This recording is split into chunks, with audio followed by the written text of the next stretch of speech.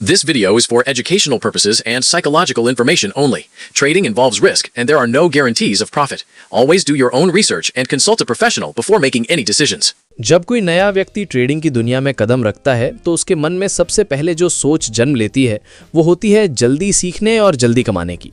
उसे लगता है कि मार्केट कोई ऐसी जगह है जहां कुछ चार्ट देख लिए, दो चार इंडिकेटर समझ लिए और तुरंत मुनाफा कमाया जा सकता है। सोशल मीडिया पर दिखने वाले बड़े प्रॉफिट के स्क्रीनशॉट्स, कुछ घंटों में पैसे दोगुने होने की कहानियां और तथाकथित सीक्रेट स्ट्रैटेजी वाले वीडियो उसकी सोच को और भी तेज कर देते हैं। लेकिन यहीं से सबसे बड़ी गलती शुरू होती है। इस हिस्से में यही रियलिटी चेक दिया गया है कि मार्केट सबसे पहले आपके ज्ञान की नहीं बल्कि आपके धैर्य की परीक्षा लेता है। इंट्राडे ट्रेडिंग बाहर से जितनी तेज और रोमांचक दिखती है, अंदर से उतनी ही खतरनाक और बेरहम होती है। यहाँ हर सेकंड फैसला लेना पड़ता है और एक छोटा सा भावनात्मक निर्णय भी बड़े नुकसान में बदल सकता है। नया ट्रेडर अक्सर इस सच्चाई को समझ नहीं पाता और जल्दबाजी में बिना तैयारी, बिना अनुभव और बिना मानसिक संतुलन के ट्रेड लेने लगता है। उसे ये एहसास नहीं होता कि मार्केट में टिके रहने के लिए सबसे पहली जरूरत धैर्य, आत्मनियंत्रण और सीखने की क्षमता होती है, ना कि तेजी से पैसा बनाने की भूख। यही कारण है कि यह भाग पूरी कहानी की नींव रखता है, जहां साफ साफ बताया जाता है कि इंट्राडे ट्रेडिंग कोई शॉर्टकट वाला खेल नहीं है, बल्कि एक ऐसा मैदान है जहां जल्दबाज लोग जल्दी बाहर हो जाते हैं और वही लोग टिकताते हैं जो पहले खुद को समझते हैं, अपनी सोच को कंट्रोल करना सीखते हैं और धीरे धीरे मार्केट की रफ्तार के साथ चलना सीखते हैं। अध्याय 2, इंट्राडे ट्रेडिंग की असली प्रकृति। इस भाग में मार्केट की उस असली और दोहरी प्रकृति को गहराई से उजागर किया गया है जिसे समझे बिना कोई भी ट्रेडर लंबे समय तक सुरक्षित नहीं रह सकता। यहाँ बताया गया है कि मार्केट सिर्फ चार्ट की लाइनों और नंबरों का खेल नहीं है, बल्कि हर टिक, हर कैंडल और हर छोटे बड़े मूवमेंट के पीछे एक जबरदस्त ताकत छिपी होती है। इंट्राडे ट्रेडिंग में सेकंडों के भीतर प्राइस ऊपर भी जा सकता है और उतनी ही तेजी से नीचे भी गिर सकता है, और यही स्पीड इसे रोमांचक भी बनाती है और खतरनाक भी। एक ही कैंडल किसी ट्रेडर को बड़ा प्रॉफिट दे सकती है तो वही कैंडल किसी और की महीनों की मेहनत की पूंजी को कुछ ही पलों में खत्म कर सकती है। इस हिस्से में यह साफ किया गया है कि मार्केट किसी के साथ व्यक्तिगत व्यवहार नहीं करता। वो ना तो दया करता है और ना ही चेतावनी देता है। अगर आप सही दिशा में, सही समय पर और सही मानसिक स्थिति में हैं तो वही मार्केट आपको अवसर देता है। लेकिन अगर आप लापरवाह, जल्दबाज या ओवर कॉन्फिडेंट है तो यही मार्केट बेरहमी से आपकी गलती की कीमत वसूल करता है।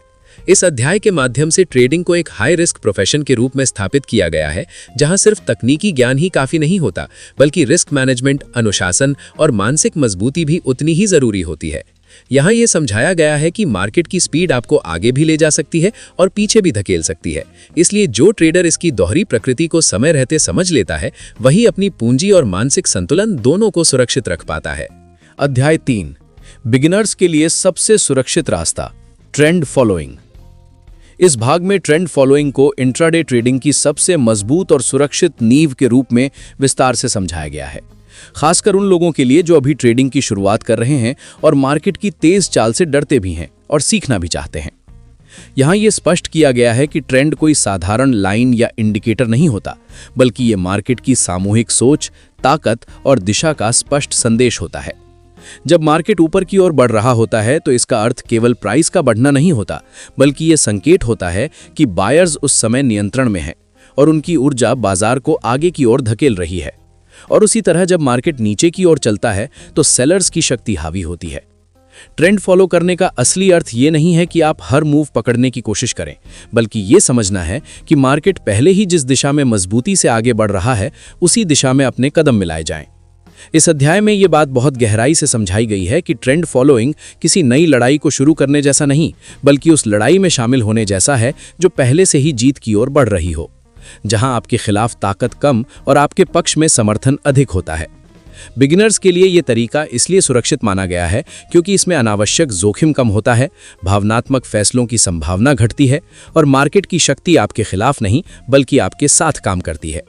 जब एक नया ट्रेडर ट्रेंड को पढ़ना और उसे सम्मान देना सीख लेता है तो उसके अंदर अपने आप क्लैरिटी आती है, डर कम होता है और ट्रेडिंग को लेकर एक स्थिर और अनुशासित सोच विकसित होने लगती है, जो आगे चलकर उसे लंबे समय तक मार्केट में टिके रहने में मदद करती है। अध्याय 4, ट्रेंड के साथ चलने की शक्ति। इस हिस्से में मार्केट की उस बुनियादी लेकिन सबसे ज़्यादा अनदेखी की जाने वाली सच्चाई को गहराई से समझाया गया है कि ट्रेडिंग अकेले दिमाग का खेल नहीं, बल्कि भीड़ की मानसिकता और सामूहिक ताकत को समझने की कला है। यहाँ ये स्पष्ट किया गया है कि जब मार्केट ऊपर की ओर बढ़ता है तो इसका सीधा अर्थ होता है कि उस समय बायर्स की संख्या, उनका भरोसा और उनकी पूंजी एक ही दिशा में काम कर रही होती है, और वही सामूहिक शक्ति प्राइस को लगातार ऊपर की तरफ धकेलती रहती है। ठीक उसी तरह जब मार्केट नीचे की ओर जाता है तो सेलर्स की ताकत हावी होती है और वे लगातार प्राइस पर दबाव बनाते हैं। इस भाग में यह समझाया गया है कि जब कोई ट्रेडर इस भीड़ की दिशा के साथ चलता है तो उसे कम विरोध का सामना करना पड़ता है, क्योंकि वो मार्केट के फ्लो के खिलाफ तैरने की बजाय उसी धारा के साथ बह रहा होता है। यही कारण है कि ट्रेंड के साथ चलने पर रेजिस्टेंस अपने आप कम हो जाता है और रिस्क बिना किसी अतिरिक्त कोशिश के घटने लगता है। नए ट्रेडर्स के लिए इस सिद्धांत को ऑक्सीजन जैसा इसलिए बताया गया है क्योंकि शुरुआती दौर में सबसे बड़ी समस्या कंफ्यूजन, डर और ओवरथिंकिंग होती है, और ट्रेंड की दिशा उस कंफ्यूजन को साफ कर देती है।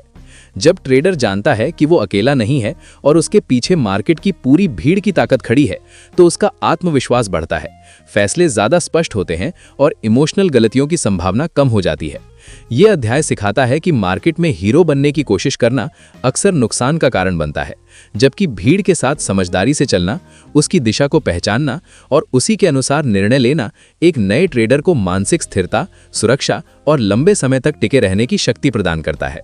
अध्याय 5, बिगिनर्स की सबसे बड़ी गलती।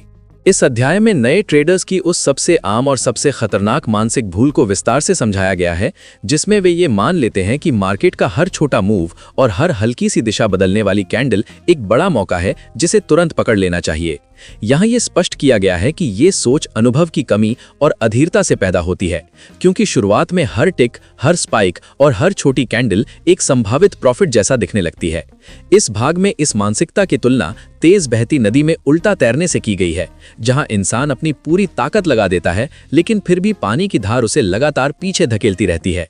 ठीक उसी तरह जब नया ट्रेडर ट्रेंड को नजरअंदाज करके हर रिवर्सल पकड़ने की कोशिश करता है तो वो मार्केट की प्राकृतिक शक्ति के खिलाफ खड़ा हो जाता है। यहाँ समझाया गया है कि ज्यादातर छोटे रिवर्सल असल में रिवर्सल होते ही नहीं, बल्कि ट्रेंड के भीतर आने वाले सामान्य पुलबैक या सांस लेने जैसे छोटे ठहराव होते हैं, जिन्हें गलत समझकर एंट्री लेना अक्सर स्टॉप लॉस और निराशा का कारण बनता है। ये अध्याय सिखाता है कि हर मूव को पकड़ने की कोशिश न केवल अकाउंट को नुकसान पहुंचाती है, बल्कि ट्रेडर के मन में लगातार डर, बेचैनी और अस्थिरता भी पैदा करती है।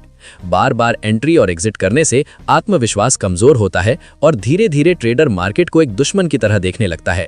यहाँ ये भी बताया गया है कि जो ट्रेडर हर रिवर्सल के पीछे भागता है वो असल में धैर्य और अनुशासन खो देता है, जबकि मार्केट उन लोगों को इनाम देता है जो सही मौके का इंतजार करना जानते हैं। इस अध्याय का मूल संदेश यही है कि ट्रेडिंग में सबसे बड़ी समझदारी हर मौके को पकड़ना नहीं, बल्कि गलत मौकों को छोड़ना सीखना है, क्योंकि जब तक ट्रेडर तेज बहती नदी के फ्लो को स्वीकार नहीं करता और उसके साथ चलना नहीं सीखता, तब तक वो सिर्फ थकता रहेगा, डूबने का जोखिम बढ़ाता रहेगा और कभी स्थिर सफलता की ओर नहीं बढ़ पाएगा। अध्याय 6, ट्रेंड फॉलोइंग के टेक्निकल संकेत। इस अध्याय में ट्रेंड को पहचानने की थ्योरी नहीं, बल्कि उसके व्यावहारिक और जमीन से जुड़े संकेतों को विस्तार से समझाया गया है, ताकि ट्रेडर सिर्फ अंदाजे के भरोसे नहीं, बल्कि मार्केट के साफ संदेश के आधार पर निर्णय ले सकें। यहाँ सबसे पहले हायर हाइज और हायर लोज की अवधारणा को सरल भाषा में समझाया गया है, जहाँ बताया गया है कि जब मार्केट लगातार पिछली ऊंचाई से ऊपर नई ऊंचाई बना रहा होता है तो ये सिर्फ प्राइस मूव नहीं, बल्कि बायर्स की बढ़ती हुई ताकत का प्रमाण होता है। ये संकेत देता है कि हर गिरावट पर खरीदार सक्रिय हो रहे हैं और मार्केट को ऊपर की ओर सहारा दे रहे हैं।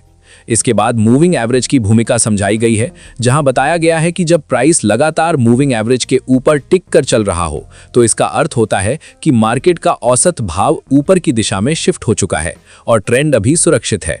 यहाँ यह भी स्पष्ट किया गया है कि मूविंग एवरेज कोई जादुई लाइन नहीं, बल्कि ट्रेंड की सेहत मापने का थर्मामीटर है, जो ये दिखाता है कि प्राइस अपनी ताकत बनाए हुए है या कमजोर पड़ रहा है। इसके साथ ही वॉल्यूम को ट्रेंड की आत्मा बताया गया है, क्योंकि जब प्राइस ऊपर जा रहा हो और वॉल्यूम भी बायर्स की तरफ झुका हुआ हो तो ये संकेत देता है कि इस मूव के पीछे वास्तविक भागीदारी है, सिर्फ दिखावटी उछाल नहीं।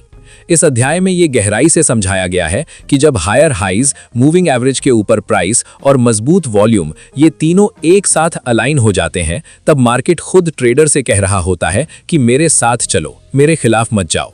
ये हिस्सा नए ट्रेडर्स को ये सिखाता है कि ट्रेंड पहचानने के लिए भविष्यवाणी करने की जरूरत नहीं होती, बल्कि वर्तमान में मार्केट जो दिखा रहा है उसे पढ़ने की समझ चाहिए। यहाँ ये भी बताया गया है कि जो ट्रेडर इन संकेतों को नज़रअंदाज करके अपनी राय थोपने की कोशिश करता है वो मार्केट की भाषा नहीं सुनता, जबकि जो इन संकेतों को समझकर ट्रेंड के साथ चलता है वो कम जोखिम में ज़्यादा स्थिर फैसले ले पाता है। इस अध्याय का मूल संदेश यही है कि मार्केट हमेशा संकेत देता है, सवाल सिर्फ इतना है कि ट्रेडर उसे सुनने और मानने के लिए तैयार है या नहीं। अध्याय 7, ट्रेंड फॉलोइंग के फायदे। इस हिस्से में ट्रेंड फॉलोइंग को केवल एक ट्रेडिंग तकनीक नहीं बल्कि अराजकता से नियंत्रण की ओर ले जाने वाला मानसिक अनुशासन बताया गया है। यहाँ समझाया गया है कि जब कोई ट्रेडर बिना ट्रेंड के हर छोटे मूव पर ट्रेड करने लगता है तो उसके चार्ट पर भी और दिमाग में भी केवल शोर और भ्रम रह जाता है, जिससे अनावश्यक ट्रेड्स बढ़ते हैं और निर्णय भावनाओं के अधीन हो जाते हैं।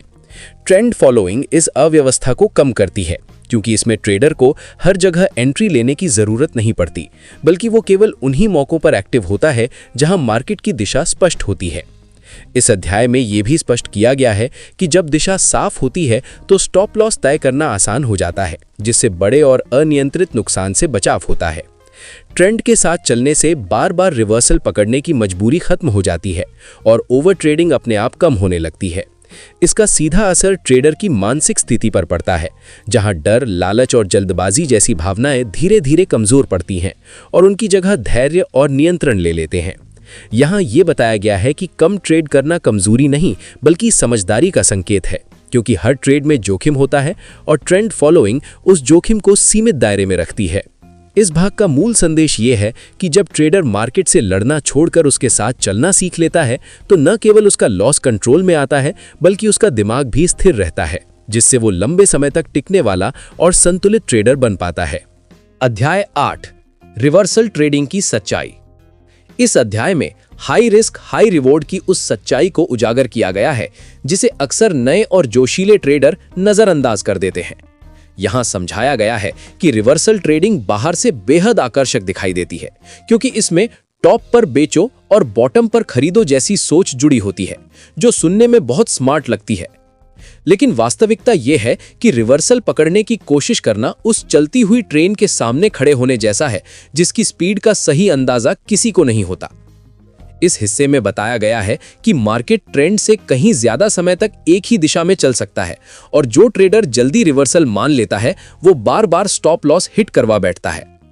रिवर्सल ट्रेडिंग में टाइमिंग की गलती की कोई गुंजाइश नहीं होती, क्योंकि थोड़ा सा भी गलत अनुमान पूरे कैपिटल को खतरे में डाल सकता है। यहाँ यह भी स्पष्ट किया गया है कि हाई रिवॉर्ड की उम्मीद में लिया गया ये हाई रिस्क अक्सर नुकसान, मानसिक तनाव और आत्मविश्वास की कमी में बदल जाता है। कई बार ट्रेडर सही सोच के बावजूद गलत समय पर एंट्री लेकर फंस जाता है, क्योंकि मार्केट अभी पलटने के मूड में नहीं होता। इस अध्याय का मूल संदेश ये है कि रिवर्सल ट्रेडिंग प्रोफेशनल्स के लिए भी चुनौतीपूर्ण होती है और बिगिनर्स के लिए तो ये सबसे बड़ा जाल साबित हो सकती है। इसलिए जो चमक दूर से आसान मुनाफे जैसी दिखती है, उसके पीछे छिपे जोखिम को समझना बेहद जरूरी है, क्योंकि मार्केट में टिके रहना एक दो बड़े ट्रेड जीतने से नहीं बल्कि लगातार नुकसान से बचते हुए आगे बढ़ने से संभव होता है। अध्याय 9, रिवर्सल का साइकोलॉजिकल ट्रैप। इस अध्याय में ईगो, ओवर कॉन्फिडेंस और स्मार्टनेस इल्यूजन की उस मानसिक चाल को गहराई से समझाया गया है जो खास तौर पर रिवर्सल ट्रेडिंग के दौरान ट्रेडर के दिमाग पर हावी हो जाती है।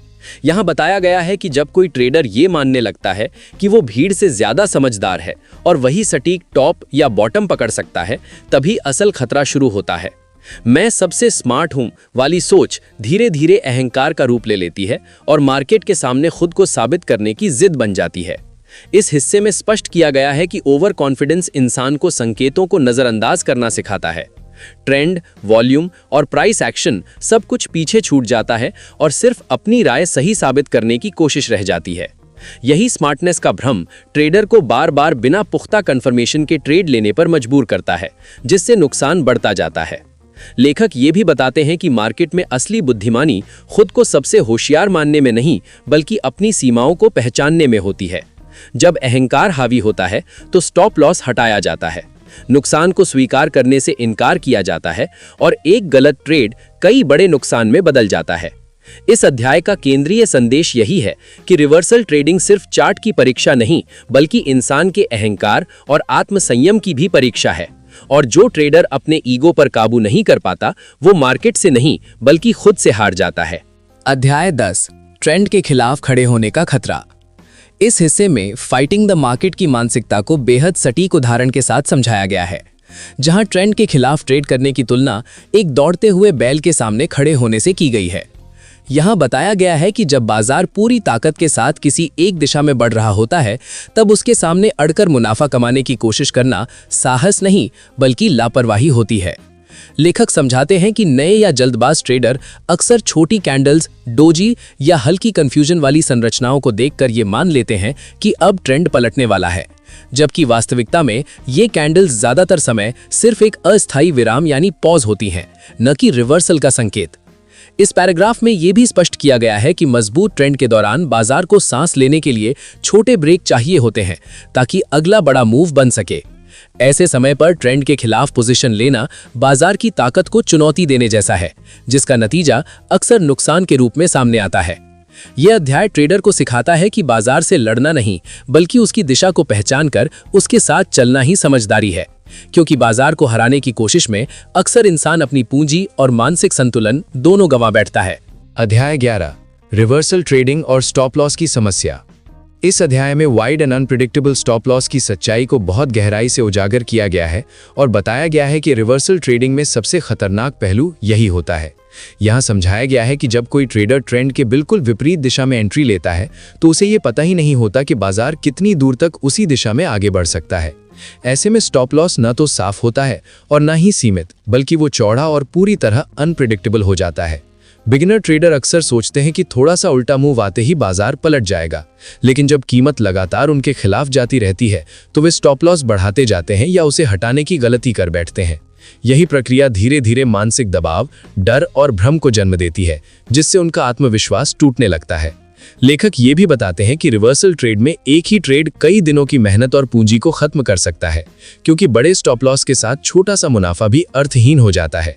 यह अध्याय साफ संदेश देता है कि जिस ट्रेड में जोखिम की सीमा स्पष्ट ना हो, वो ट्रेड प्रोफेशनल नहीं बल्कि जुए के करीब होता है। और यही कारण है कि रिवर्सल ट्रेडिंग बिगिनर्स के लिए सबसे ज्यादा मानसिक और आर्थिक नुकसान देने वाली साबित होती है। अध्याय 12, ट्रेंड फॉलोइंग में लॉजिकल स्टॉप लॉस। इस अध्याय small, logical and acceptable SL में बताया गया है कि ट्रेंड फॉलोइंग में स्टॉप लॉस एसएल कुछ छोटा, क्लियर और स्ट्रक्चर आधारित रखना क्यों जरूरी है। यहां स्पष्ट किया गया है कि जब आप मार्केट के ट्रेंड के साथ चलते हैं तो आप पहले से तय किए गए स्ट्रक्चरल पॉइंट्स पर ही एंट्री लेते हैं। अप ट्रेंड में स्टॉप लॉस को प्रीवियस स्विंग लो के ठीक नीचे रखा जाता है, वहीं डाउन ट्रेंड में इसे प्रीवियस स्विंग हाई के पास रखते हैं। ये जगहें मार्केट की नेचुरल स्ट्रक्चर के हिसाब से सुरक्षित होती हैं, क्योंकि चार्ट पहले ही दिखा चुका होता है कि बायर्स या सेलर्स ने प्राइस को समर्थन दिया है। छोटे और लॉजिकल एसएल का सबसे बड़ा फायदा यह है कि आपकी रिस्क कंट्रोल में रहती है और लॉस मैनेजेबल रहते हैं। इसके अलावा छोटा एसएल ट्रेडर के माइंडसेट को मजबूत करता है, क्योंकि वो जानता है कि नुकसान सीमित है, जिससे डर और इमोशनल प्रेशर कम होता है। इस तरह ट्रेंड फॉलोइंग में छोटे, स्पष्ट और स्ट्रक्चर आधारित एसएल सिर्फ रिस्क कंट्रोल का टूल नहीं, बल्कि मानसिक स्थिरता और कॉन्फिडेंस का भी सबसे महत्वपूर्ण आधार बन जाता है। अध्याय 13, स्टॉप लॉस और ट्रेडर की साइकोलॉजी। इस अध्याय confidence, discipline and emotional control में बताया गया है कि ट्रेंड फॉलोइंग में छोटा स्टॉप लॉस सिर्फ तकनीकी जरूरत नहीं है, बल्कि ये नए ट्रेडर के मानसिक और इमोशनल फ्रेमवर्क को भी मजबूत बनाता है। जब स्टॉप लॉस छोटा और स्ट्रक्चर आधारित होता है तो अगर ट्रेड आपके खिलाफ जाता है तो नुकसान सीमित रहता है, जिससे डर और चिंता अपने आप कम हो जाती है। ये सीमित रिस्क ट्रेडर को अधिक आत्मविश्वासी बनाता है, क्योंकि उसे पता होता है कि उसकी पूंजी पूरी तरह खतरे में नहीं है। इसी कॉन्फिडेंस के साथ ट्रेडर बेहतर डिसिप्लिन फॉलो कर पाता है। वो बिना इमोशनल दबाव के अपने प्री प्लान्ड नियमों के अनुसार एंट्री और एग्जिट लेता है, हड़बड़ी या लालच में गलत फैसले नहीं करता। छोटे स्टॉप लॉस के कारण छोटे लॉसेस स्वीकार्य और मैनेजेबल बन जाते हैं, जिससे ट्रेडर मानसिक रूप से स्थिर रहता है और लंबे समय तक मार्केट में सही निर्णय लेने की क्षमता विकसित करता है। इस तरह छोटा एसएल न केवल रिस्क को कंट्रोल करता है बल्कि कॉन्फिडेंस, डिसिप्लिन और इमोशनल कंट्रोल का सबसे मजबूत हथियार बन जाता है, जो किसी भी नए ट्रेडर को सफल और स्थिर ट्रेडिंग की राह पर ले जाता है। अध्याय 14, रिवर्सल में वॉलेटिलिटी और केओस। इस अध्याय नॉइज, स्पाइक्स और फेक मूव्स में रिवर्सल जोन की अनिश्चितता और जोखिम को विस्तार से समझाया गया है। इसमें बताया गया है कि मार्केट में रिवर्सल के दौरान केवल एक साफ और सीधा मूव देखने को नहीं मिलता, बल्कि ये क्षेत्र अत्यधिक वॉलेटाइल होता है, जिसमें लॉन्ग विक्स, अचानक स्पाइक्स और फेक मूव्स लगातार उत्पन्न होते हैं। ये सब नए ट्रेडर के लिए भ्रम और भ्रमित करने वाला संकेत पैदा करता है। लॉन्ग विक्स दिखाती हैं कि प्राइस अस्थायी रूप से किसी दिशा में गया, लेकिन ये स्थायी रिवर्सल नहीं होती, ये सिर्फ मार्केट की अस्थिरता का हिस्सा होती है। इसी तरह अचानक स्पाइक्स ट्रेडर को ये सोचने पर मजबूर करते हैं कि ट्रेंड बदल रहा है, जबकि असल में ये केवल अस्थायी प्राइस मूव है। फेक मूव्स, जो अक्सर भारी वॉल्यूम के साथ आते हैं, शुरुआती ट्रेडर को गलत एंट्री लेने पर मजबूर कर सकते हैं और बड़े स्टॉप लॉस हिट करा सकते हैं।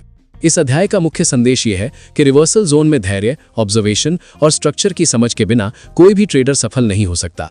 मार्केट का ये शोर समझना और इसे असली सिग्नल से अलग करना ही सुरक्षित और प्रभावी ट्रेडिंग का आधार है।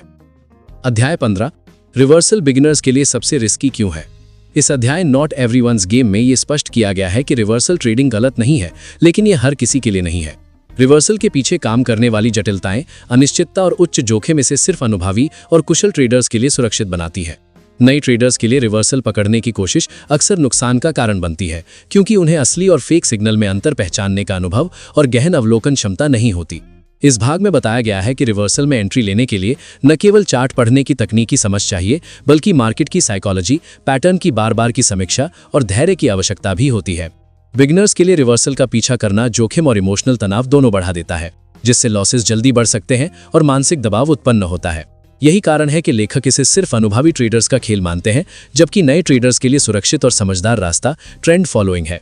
इस अध्याय का संदेश साफ है, रिवर्सल में आकर्षण हो सकता है, लेकिन वास्तविकता ये है कि ये केवल उस ट्रेडर के लिए उपयुक्त है जिसने मार्केट के जटिल व्यवहार को गहराई से समझा हो और जिसे फेक मूव्स और वॉलेटिलिटी में भी धैर्य बनाए रखने का अनुभव हो। अध्याय 16, सबसे safe approach, trend plus reversal conformation.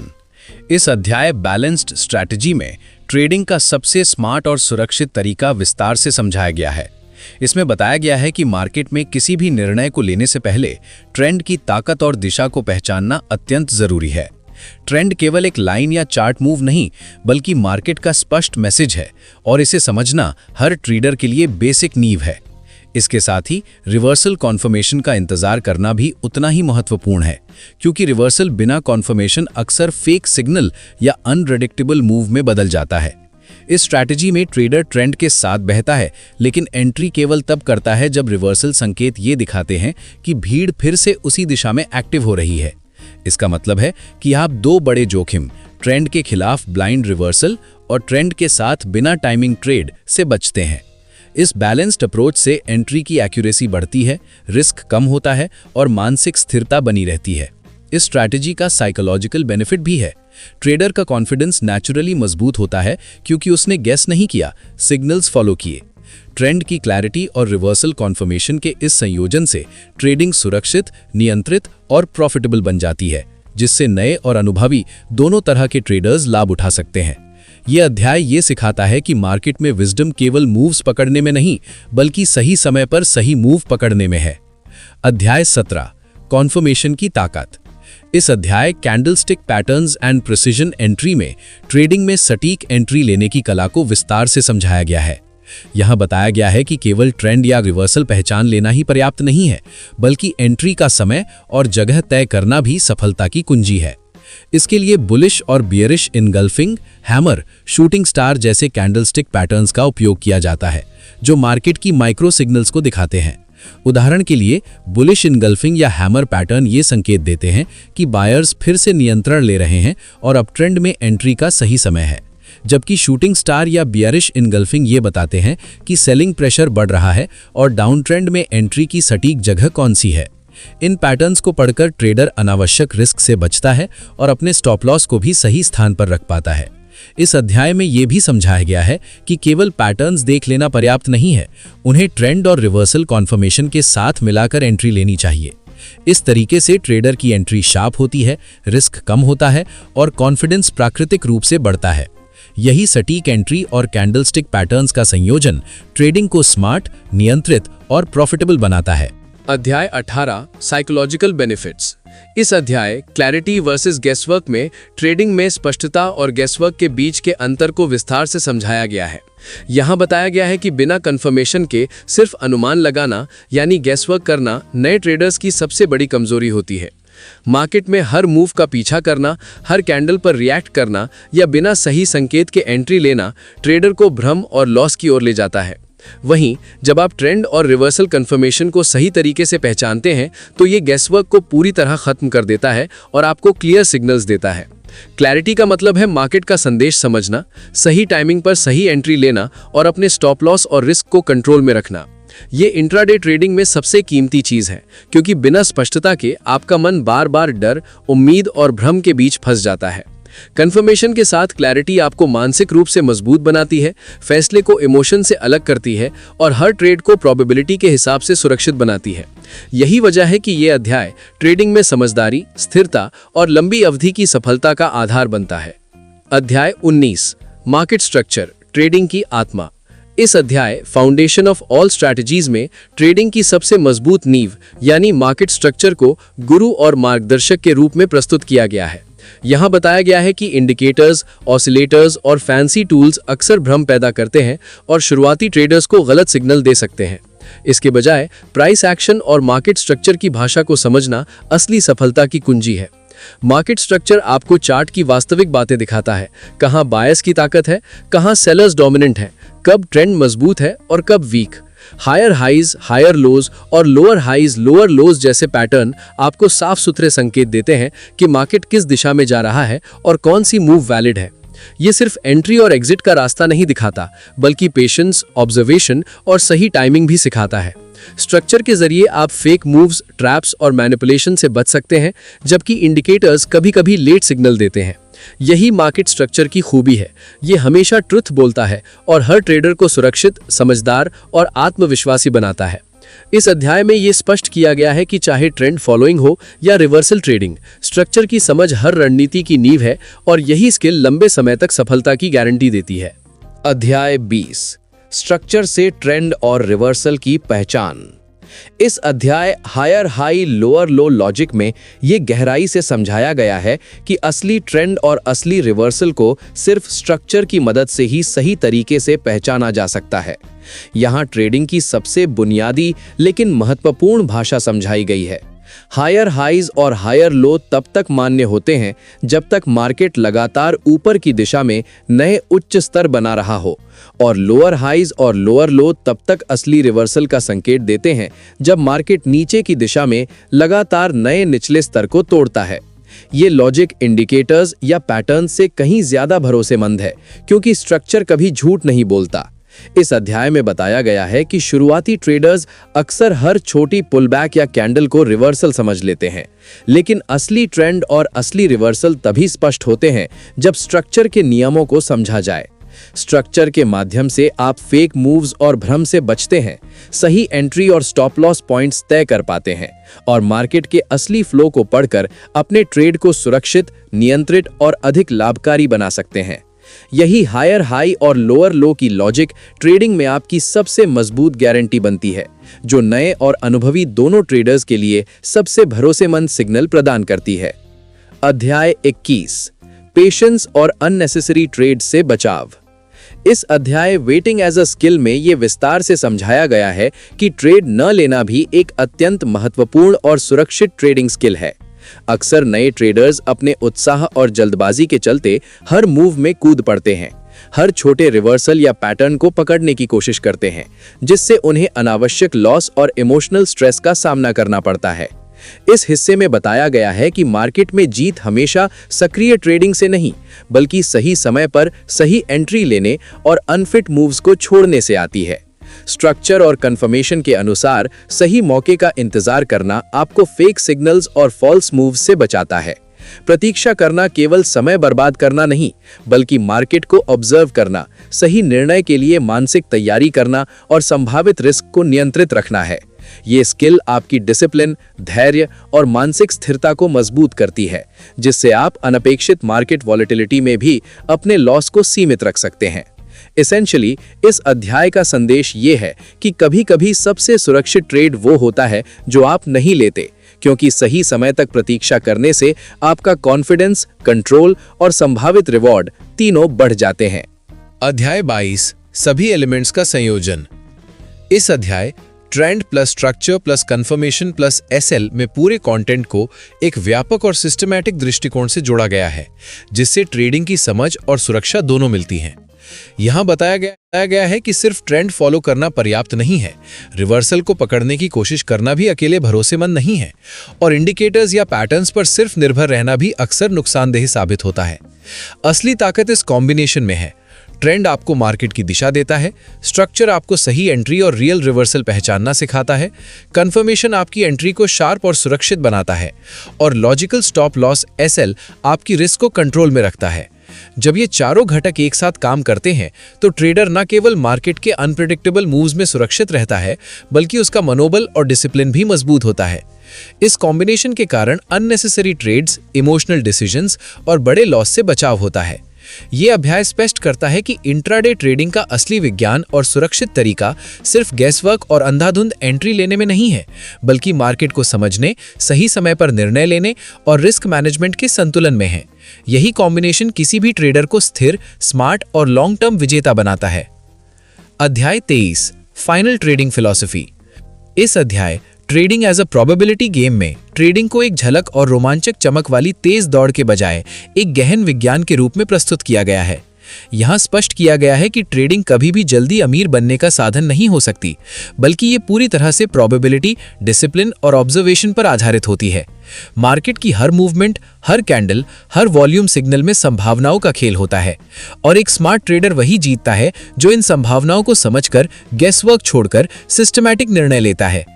इसमें बताया गया है कि ट्रेंड आपको दिशा देता है, रिवर्सल आपको टाइमिंग समझाता है, कंफर्मेशन एंट्री को शार्प बनाता है, और स्ट्रक्चर पूरे मार्केट का हार्ट बीट सुनना सिखाता है। इस विज्ञान में जीत की कुंजी सिर्फ सही मूव पकड़ने में नहीं है, बल्कि कम मौके पर सही फैसले लेने, रिस्क को नियंत्रित करने और मानसिक स्थिरता बनाए रखने में है। ट्रेडिंग एक लंबी जर्नी है, जहां धैर्य, अनुशासन और ऑब्जर्वेशन का सही इस्तेमाल आपको लॉन्ग टर्म विजेता बनाता है, और यही प्रोबेबिलिटी गेम की असली ताकत है। इस अध्याय फाइनल विजडम में ट्रेडिंग का अंतिम संदेश और गहन ज्ञान प्रस्तुत किया गया है। यहाँ बताया गया है कि स्मार्ट ट्रेडर हर मूव पर प्रतिक्रिया नहीं करता, हर कैंडल या स्पाइक पर एंट्री नहीं लेता, बल्कि वो सही ट्रेड का चयन करता है। वो अपने फैसले प्रोबेबिलिटी, स्ट्रक्चर और कंफर्मेशन के आधार पर करता है, ना कि इमोशन या जल्दबाजी के आधार पर। मार्केट को केवल विरोधी के रूप में देखने के बजाय वो इसे एक पार्टनर की तरह समझता है, उसकी भाषा, संकेत और फ्लो को पढ़ता है। यह अध्याय ये स्पष्ट करता है कि ट्रेडिंग में सफलता का रहस्य केवल ज्यादा ट्रेड लेने में नहीं, बल्कि कम लेकिन उच्च क्वालिटी वाले ट्रेड्स लेने में है, जहां रिस्क नियंत्रण में हो, लॉसेस छोटे और मैनेजेबल हों और डिसिप्लिन हमेशा बनी रहे। अंततः मार्केट की अनिश्चितताओं और इमोशनल परीक्षाओं के बीच सही समझ, धैर्य और स्ट्रक्चर की मदद से ही कोई ट्रेडर स्थिर, सुरक्षित और लाभकारी बन सकता है। यही अंतिम ज्ञान है। मार्केट से लड़ो मत, उसकी भाषा समझो, सही मौके का चयन करो और हर मूव का पीछा मत करो।